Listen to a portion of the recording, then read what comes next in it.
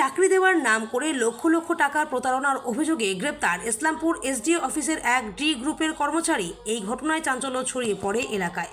অভিযুক্তকে আজ ইসলামপুর আদালতে তোলা হলে 3 দিনের পুলিশি হেফাজতের নির্দেশ দিল ইসলামপুর মহকুমা আদালত। ঘটনাটি উত্তর দিনাজপুর জেলার ইসলামপুরের। অভিযুক্তের নাম সাজিদ আলম, বাড়ি ইসলামপুর থানার ধানতলা মীরবস্তি এলাকায়। অভিযুক্ত ইসলামপুর মহকুমা শাসক দপ্তরের ডি গ্রুপের কর্মরত। জানা গিয়েছে, ইসলামপুর শহরের ছসিয়া এলাকার বাসিন্দা নাইয়ার আলম নামে এক ব্যক্তির অভিযোগ, তার নিকট আত্মীয় সাজিদ আলম নামে এক ব্যক্তি এসডিও অফিসের চাকরি করেন। সেই সুবাদে নাইয়ার আলমকে চাকরি দেওয়ার জন্য প্রতিশ্রুতি দেন। এরপর একের পর এক ভুয়ো অর্ডারশিপ দেখিয়ে প্রায় 11 লক্ষ টাকা প্রতারণা করে বলে অভিযোগ। প্রতারিত হয়েছেন বিষয়টি জানতে পেরে চলতি মাসের 23 তারিখে ইসলামপুর থানায় লিখিত অভিযোগ করেন নাইয়ার আলম।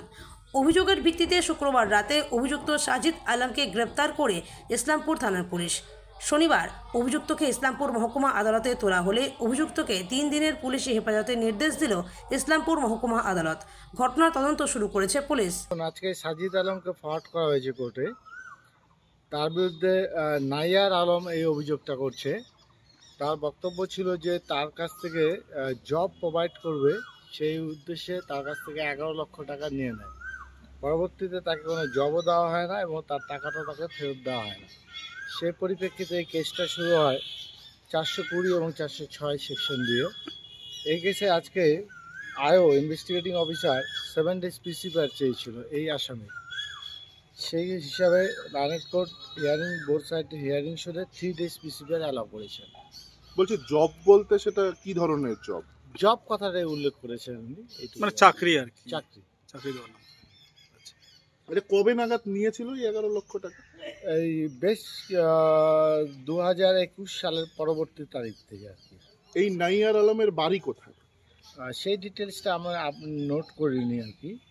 নাইয়ার আলম অভিযোগটা করেছিল ছচিয়াতে, মোস্ট প্রবাবলি তার বাড়ি। আমাদের এসডিও অফিসের ডি গ্রুপের চাকরি করে একজন সাজিদ আলম, আমার নিজের আত্মীয়, আমি ক্লোজ রিলেটিভ। উনি আমাদের বাড়িতে আসে বলে একদিন দাদা এরকম এরকম ব্যাপার, একটা পোস্ট ক্রিয়েট হয়েছে, তো আপনার সালাবাবু যে আছে শাহনওয়াজ, ও আমারও তো ভাই হয়, ওর কাজটা হয়ে যাবে, তুমি ওটা ফর্মটা ফিল আপ করো। তো আমি ফর্ম ফিল আপ করে দিয়ে দিলাম জমা দেওয়ার পরে ও নানারকমভাবে আমাকে গভর্নমেন্ট ডকুমেন্ট দেখিয়ে আমার কাছ থেকে আমার প্রতারণা করে, আমার প্রেসার দিয়ে আমাকে ইমোশনালি ব্ল্যাকমেল করে অনেকবার টাকা নিল। কিন্তু টাকা আমি এমনি দিইনি, ও আমাকে ডকুমেন্ট দিল, আমাকে এসডি অফিস থেকে একটা ডকুমেন্ট দিল, তারপরে একটা অর্ডার শিট বের করে দিল, বলছে এগুলা কাজ হচ্ছে, এগুলার জন্য আমাকে টাকা লাগবে। টাকা তো আমি দেবো না ভাই, আমি এই টাকা দিয়ে চাকরি করবো না, এমনি হলে হবে। তারপর নানা রকম ভাওতা দিয়ে আর করে আমার ব্রেন ওয়াশ করে আমার কাছ থেকে অনেকবার টাকা নিল। আমাকে একবার টাকা নিল, এই অর্ডার শিট দেখায়। তারপরে ফাইনাল যখন টাকা নেয়, ও আমাকে ডিএম অফিস থেকে একটা অর্ডার বের করে, ডিএম অফিসের ডিএমের সাইন করা হওয়া আমাকে একটা ডকুমেন্ট দেয়। ওটার অর্ডারের ভিত্তিতে আমার কাছে আসে, ও বলছে এই দাদা এই অর্ডারটা চলে আসছে, আর এই অর্ডারটা এসডি অফিসে রিসিভ হয়ে গেছে, আর 90 দিনের ভিতরে অ্যাপয়েন্টমেন্ট জয়েনিং হবে, আর অ্যাপয়েন্টমেন্টটা ছেড়ে দিবে, ওখানে টাকা লাগবে। তারপরে আমার কাছে টাকা নিল, টাকা নেওয়ার পরে চলে যাচ্ছে। অক্টোবর মাসে আমার কাছে টাকা নেয়। মানে কত টাকা নিয়েছে? আমার কাছে টোটাল ও আনুমানিক 11 লাখ টাকার মতো নিয়েছে। 11 লক্ষ টাকা? হ্যাঁ। এটা কি ধাপে ধাপে? হ্যাঁ, ধাপে নিয়েছে। আর এই 11 লাখের টাকার মধ্যে অনেক লোকেরও টাকা আছে, আমার আত্মীয় স্বজনের। এই চাকরির ব্যাপারে ওই অত টাকা নেয়নি। এই চাকরির ব্যাপারে আমার 5.5 লাখ, আর একবার 1.5 লাখ নিয়েছিল, 7 লাখ, আর 4-5 লাখ টাকা অন্য কেসেরও আছে, ওইগুলা লোকও আছে। ওগুলো আপনার পরিচিত লোক? আমার নিজেরই বাড়ির লোকের। ওদেরকেও কি চাকরি দেওয়ার নাম করে টাকা নিয়েছিল? হ্যাঁ, চাকরি দেওয়ার নাম করে টাকা নিয়েছিল। এই যে বললেন যে একটু আগে যে ডিএম অফিস থেকে একটা লেটার দেখিয়ে, মানে তাহলে কি ডিএম অফিসের যে লেটারটা সেটাও কি মানে জাল?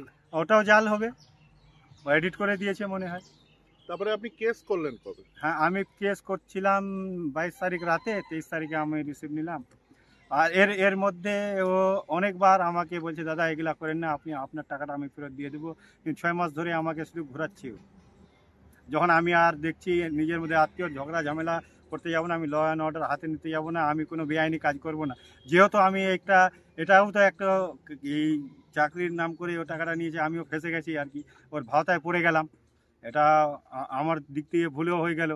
কিন্তু এখন যেহেতু ওই টাকাটা উদ্ধার করার জন্যে আমি অনেক জায়গায় দৌড়াদৌড়ি করলাম, কিন্তু কেউ আমাকে ওই টাকাটা উদ্ধার করে দিচ্ছে না। এখনো পর্যন্ত এই 11 লক্ষ টাকার 1 টাকাও কি ফেরত দিয়েছে? না, ও আমাকে শুধু 20,000 টাকা দিয়েছে ও।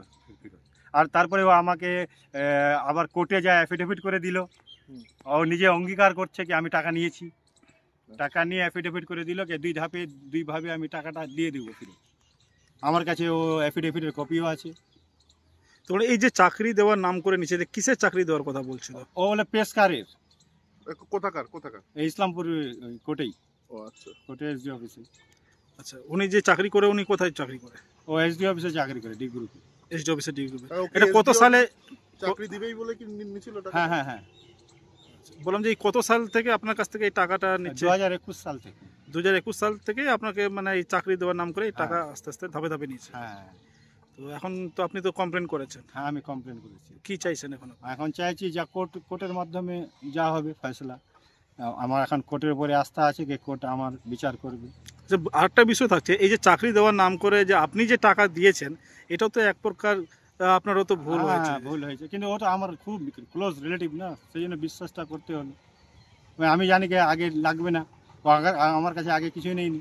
ওই কাগজ দেখায় যখন দেখুন কাগজটা দিচ্ছে কাগজ ইনকোয়ারি তো ডকুমেন্ট ভেরিফিকেশনের, পুলিশ ভেরিফিকেশনের, তো এগুলাতে লাগতেই পারে, এটাই ভাবলাম।